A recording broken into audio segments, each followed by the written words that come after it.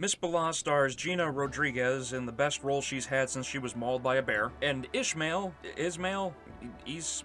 Cordova, we'll just call him Cordova, as Lino, who's as intimidating as a box of kittens. Gina portrays Gloria, a makeup artist looking to climb the ranks, then gets blown off faster than me getting swiped past on Tinder, so she heads to Tijuana to hang out with her friend who's trying to join a beauty pageant, which led to a moment where Gloria had to cross the border, and I couldn't help but laugh when the Border Patrol guard inspects her car with all the enthusiasm of an essential employee during the government shutdown. Later, they arrive at a bar, a shootout happens, the friends are split up, people are all in disarray, and now Gloria is caught in a game of trial and tribulation, and I'm just kidding. This movie is so boring that I was actually looking at my phone, even though it was off and I was looking for the time. Miss Bala certainly has one of the more safe premises to create a story with, but also it plays at everything so safe and padded down that I thought it was actually created by the Camp Learnatorium. Gloria is thrust into the dangerous world of Mexican drug cartels, complete with sex trafficking, weapons deals, murder, and some of the dumber cartel members I've ever seen in a movie. We spend so much time with Gloria and Lino that the film forgets to develop any other characters. Anthony Mackie shows up without his trademark Falcon suit for a quick paycheck since he isn't credited in Avengers Endgame. The DEA agent, who we think is going to play some kind of role in this film or any other movie for that instance, is also blown back into TV roles. The friend who got kidnapped isn't seen until the very end of the film, where they improve her character by taking away her lines. And I only remember Gina's character Gloria because I looked it up on IMDb. I remember less of these characters than I do the breakfast I had 3 days ago. This movie doesn't dig into the dirty and evil things cartels do either. Gloria never really gets her hands dirty by doing something of her own volition to build any real trust. She is never tempted by the dealings and money that comes with the territory, like a power-hungry niece who just put a hotel on both Park Place and Boardwalk. There is no defining character moment where she is nearly pushed to the dark side of the Force, then zapped with lightning to teach her a lesson. All of her actions are clearly done by someone forced into a situation like she was called into work for a 24-hour shift during Christmas. And despite both her rejections and his men's disapproval, Lino is so willfully trusting of her I can only imagine it's because he is down with the thickness. February is off to a pretty bad start. Unremarkable story with predictable plot points like reading a children's novel. Horribly bland characters that make the extras in a martial arts film look like Oscar winners by comparison. Plot so forgetful that you might think you have amnesia. Boredom so encompassing I was actively playing with my nachos to pass the time, using what little light there was in the theater like I was playing Pokemon on Game Boy during a night drive home, waiting eagerly for the next streetlight to illuminate the screen for the precious few seconds I had to make a few inputs. By the end of the movie, I was begging for someone to put a bullet in my brain like the slave got earlier in the movie. Don't waste your time with Miss Bala. Put your time and energy into hating the GOAT when he wins another ring this Sunday at the Super Bowl.